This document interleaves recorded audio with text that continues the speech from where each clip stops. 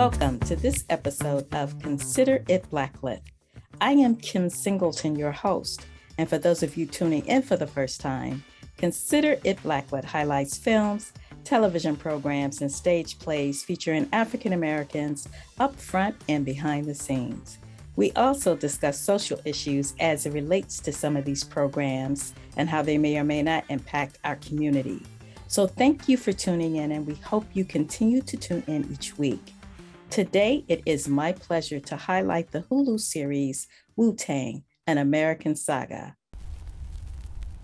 A game of chess is like a sword fight. You must think first before you move. I'm ready. Coming from where we did, the average black man is either dead or in prison by 30. Stick to the music. It's better odds.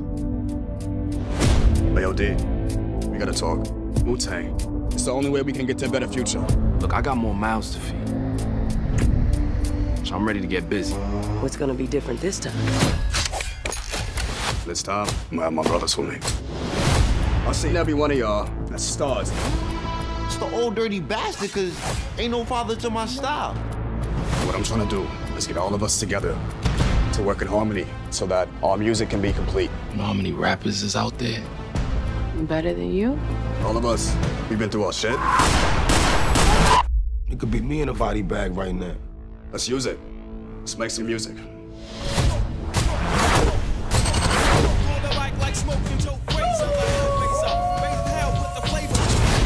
Sure about the name, Wu-Tang? Yeah, that works.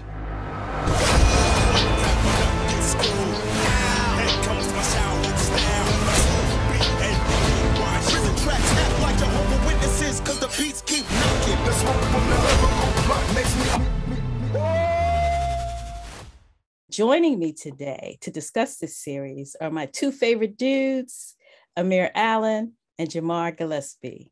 Welcome, guys. Good evening. Thanks for having us, Kim. Thanks for having me. Hi. So they've been on my show before. They talked about another movie called Monster. But if you didn't tune into that, I want them to tell the audience a little bit about themselves. So we'll start with Amir. Yeah, absolutely. So my name is Amir Allen. I am a native of Newark, New Jersey. I work in HR at a large tech firm, but I am a huge movie buff and history buff. And so thanks for having me, Kim. I'm really excited to talk about this show today. Awesome. Jamar? Yes, how you doing, everybody? I'm Jamar Gillespie. Currently city employee, municipality employee, but heavy movie buff, just like my brother Amir, history buff as well. I write on occasion, just to get the emotions out. So anything to do with the art, I love it.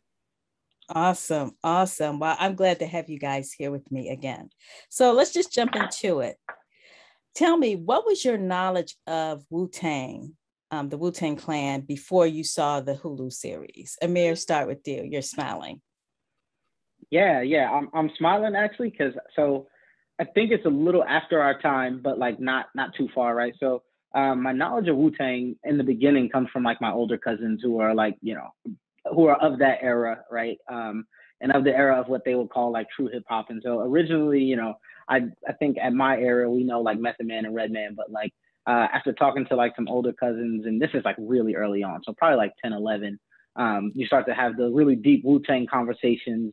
And then, there are those guys now who are still, I guess I would call them old heads, but older folks who are, I kind of look to, and they still are big Wu-Tang fans. So I've always kind of known of Wu-Tang, known of the music, but not necessarily the story behind it, right? Like in my mind, they're just a group of dudes from New York, but the series gave me a lot more insight than I had originally.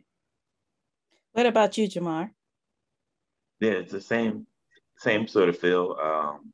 My older brother was super duper Wu-Tang fan, so I had to listen to 36 Chambers. Told me everything he knew. He had the Source magazine when they was on the cover. He had the little mixtape from Bobito and Scratch Radio. Like, so for me, it was just like at a very young age, I was into hip hop because I had the siblings in the house that was like, hey, this is what we listen to. And Wu-Tang was definitely in rotation. I love this series because it has so many layers and storylines. Share with us what was one or several of your favorite storylines in the series. So start with Jamar.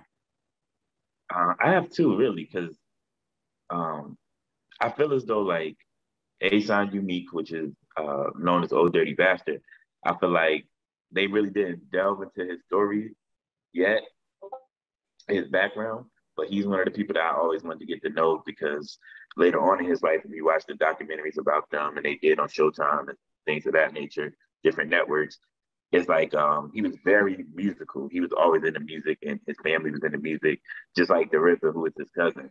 And RZA's story was something I wanted to know too, because everybody always called him the genius, and it was like, what made him so connected on that level where you could call him a genius. So those two storylines were really more important to me at first. Mm-hmm. What about you, Amir? Yeah, so I think thinking about the story, it was a couple things. So I think the first one for me is RZA's like family kind of home dynamic, and like looking at his older brother and his sister, who kind of seemed to be the glue of that whole situation, and then his little brother, right? And so I thought the RZA's like home situation was probably the most interesting, just because in the beginning you can see he's like an immature young man, right? He kind of knows what he wants to do. He likes music, but he's not, it's not like it's not his sole focus. He kind of like, it's like a coming of age story, at least it feels like to me. And then you see, his brother kind of get into trouble and go away. And so he has to kind of step up and be the leader of the family in that sense. And so the coming of age kind of story of RZA is really interesting to me. And then of course, Raekwon's story, which I thought was like fascinating. Just looking at it, right? Like this is same deal, not necessarily coming of age, because you can see he's got a lot more going on at home and in his life, right? He's taking care of two disabled little brothers. He's got a mom who's dealing with alcoholism. And then he's trying to like put food on the table and grow up and be a young man and do all these things, right? Like things that we just don't, things that we, or I'll say me, things that I take for granted, right? The ability like not to have to worry about, a younger sibling when I was growing up, or not to have to think about, how am I going to take care of my mom, or how am I going to find her, right? Like all these crazy things. So I think the kind of struggle that the two of them go through and kind of how they're there to help each other get through it is really interesting. And so those are the two things, at least in the first part of the series, that really drew me in. One of my favorite storylines was when they really delved into RZA's creative process. I loved how they visualized that. They show what really went on inside his mind in terms of how he would lay down some music, take away a track, put a track back. And they were actually able to visualize it by having the musicians there, and then the musicians would disappear if that particular track wasn't used. I just thought that was brilliant how they did it. Let's take a look at a clip of RZA talking about that process. We wanted to tell the story of the creative process unlike any that's been captured before. And we said the best way to do it, right, was to try to go into the mind of our character and me, right? Go into the mind of the RZA. And when you look at hip hop is grabbing music from everywhere, whether it's a Miles Davis horn, a James Brown vocal sample, a Rolling Stone snare drum, a Billy Squier kick, an Aaron Peebles voice sample sped up, the main ingredients. We pull from all these things and we make a collage of sounds that ends up becoming 4 bars, but it could have came from over 10, 12 different inspirations. And so in a way, it's just like we wanted to tell that story. So when people get a chance to see this episode, you'll see that we have the drummer from the Honey Drippers. We placed the drummers from the main ingredients. And we wanted to say, well, how would that feel in real life if I'm the drummer of the main ingredients and I got Cuba Gooding Sr. singing right here and I got the guitar player and then the Honey Drippers from Queens come in and take some of these players and mix them all together. How would that feel? And we had a great writer on the episode, Lakshmi. And I just felt like it was a way that we never seen anybody go into the creative mindset. What interesting thing did you learn about Wu-Tang or one of the members that you didn't know before seeing it? Why don't you start, Amir?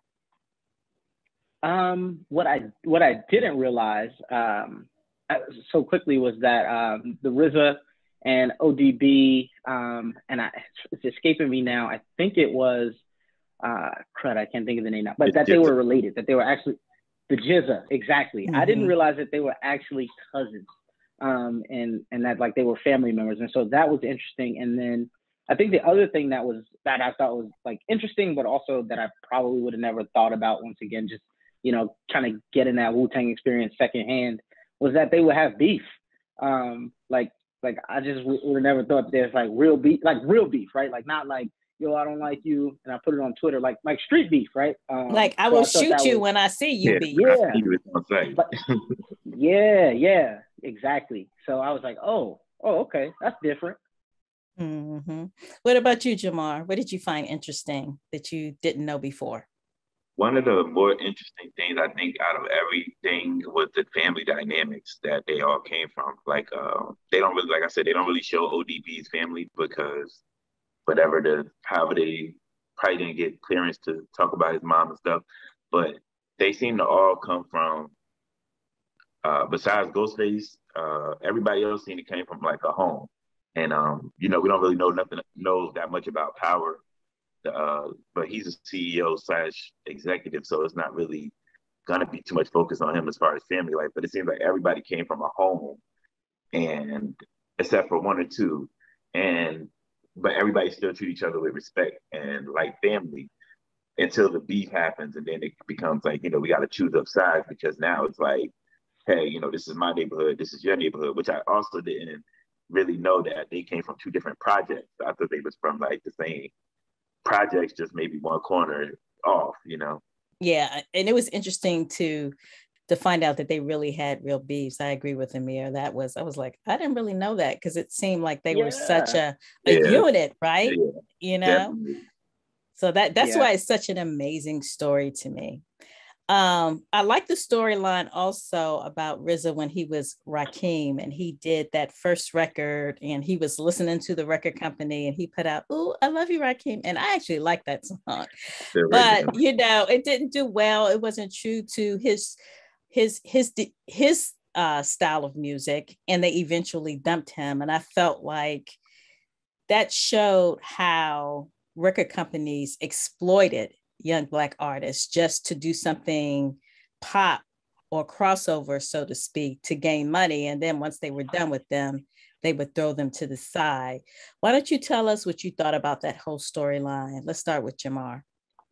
So the funny thing about the RZA, the Prince Rakim song is the original version actually was fire, and like in the streets, everybody liked it.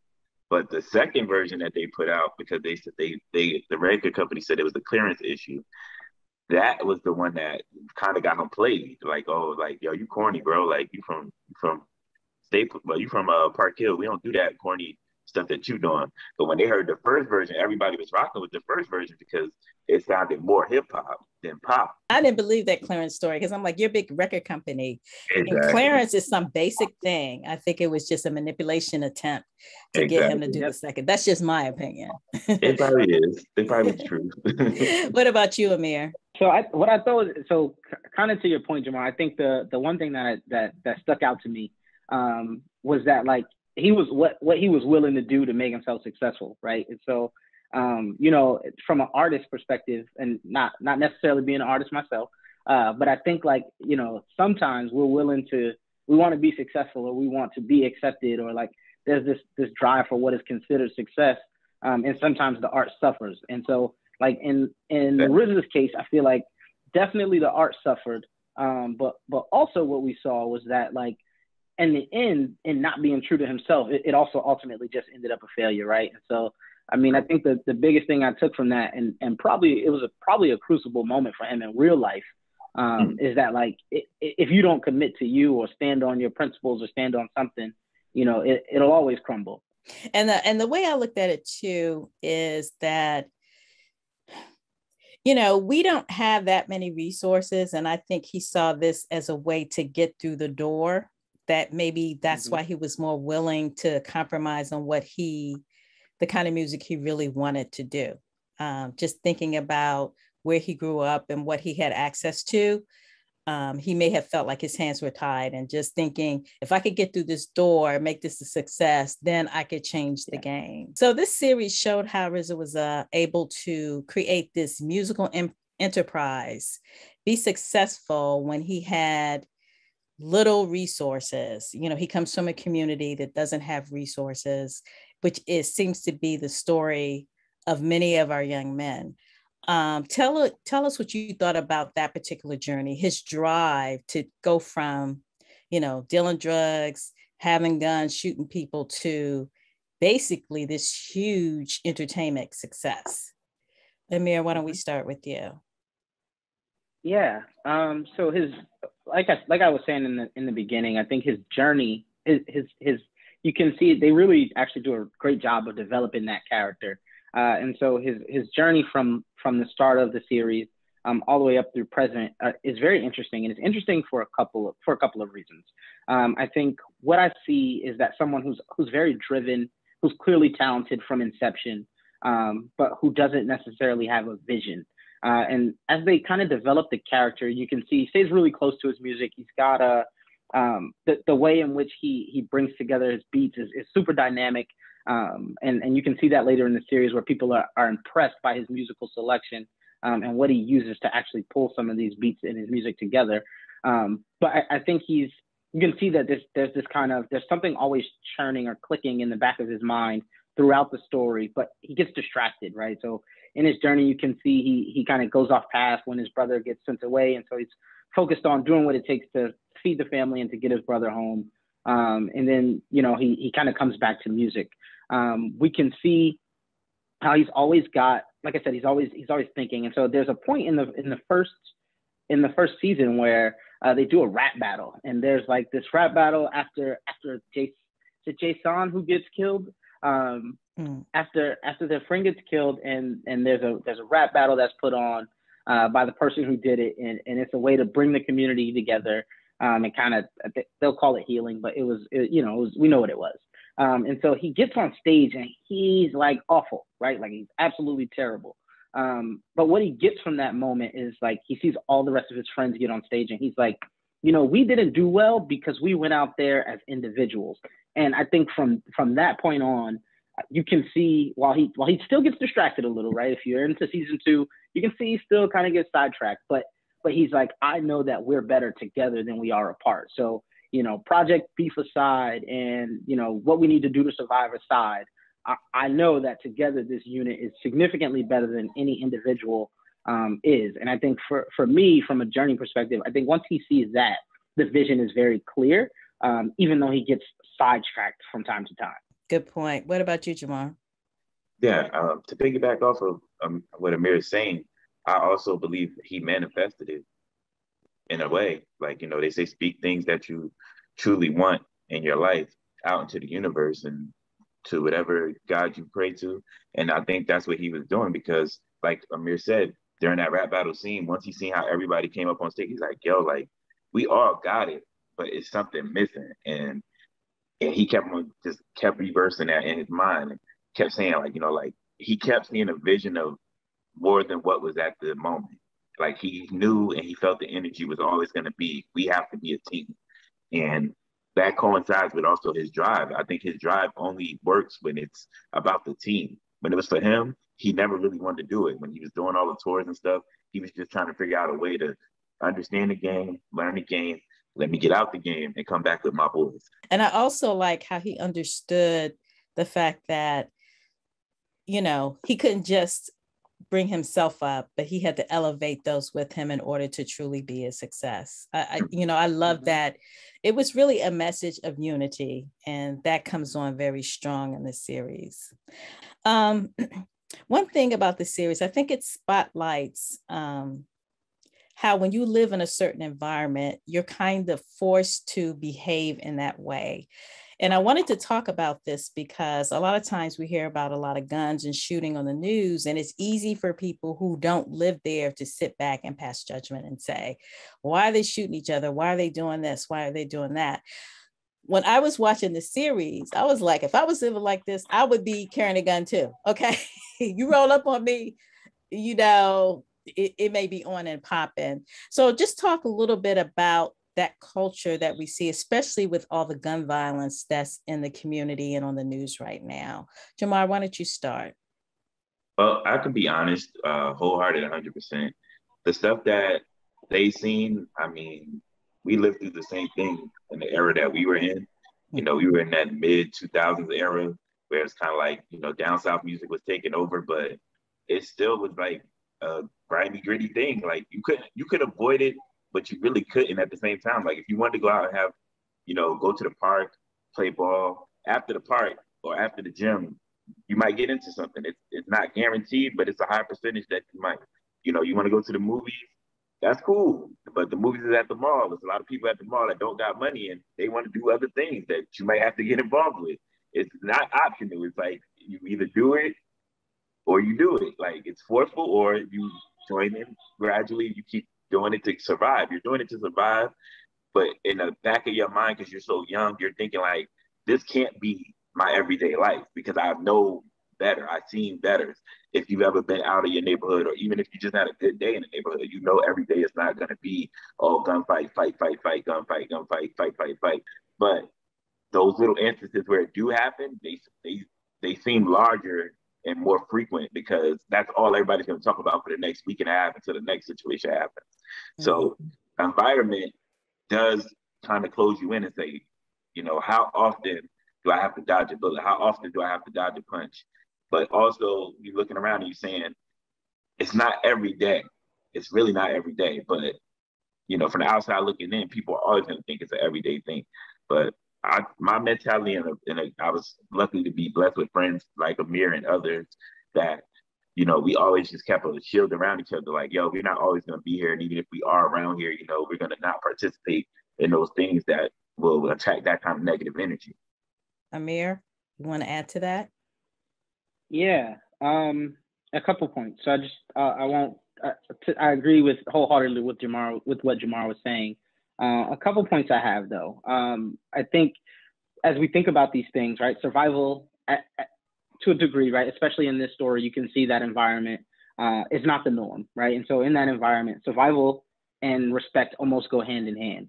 And so you can see to a degree that like, while, you know, that I'm sure in any instance, they don't necessarily want to be in that situation, but they also need to survive. And you can see their situations. It's not like there's a ton of options. So I think that's one thing. Survival is, you know, we are at our core, we're primitive beings, and survival is literally what we're here to do, right? You can't get to thrive until you survive. And then I think the other thing that I had is that, you know, your friends are a powerful influence. And I think in this case, the only thing they could see was what was right in front of them, which was the option to sell drugs or hustle, right? Or be out there, because that's how they were going to get it.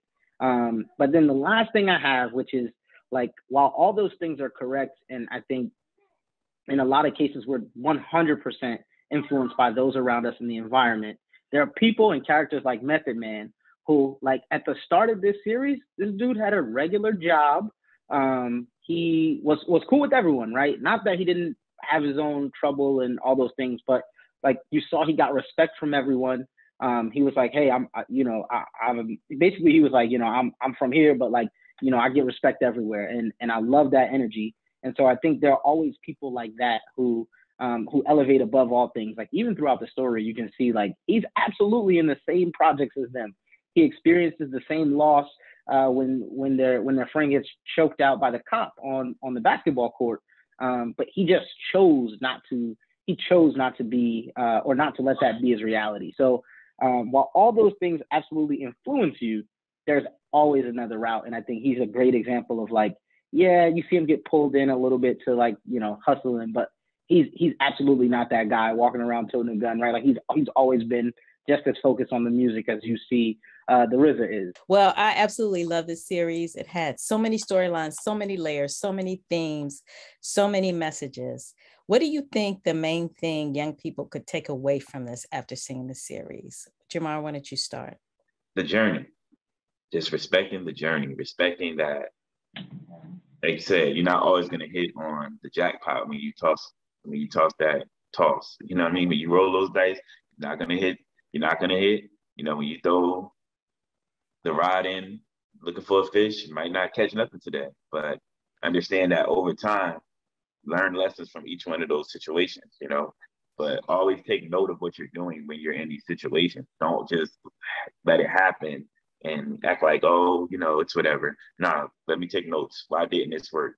Why? What can I do to be better? What can I do that next time I'm in a situation like this, we can prosper? And also just, you know, understand that sometimes you are the glue to the group that you belong to. You know what I mean? Even if you're not the leader, you're still the glue. It could be that situation for you. You might be the level-headed person to stop everybody from doing something that could be catastrophic to everybody's bottom line or just the individual life in general. Yeah, that's a good message. Appreciate the journey. What about you, Amir?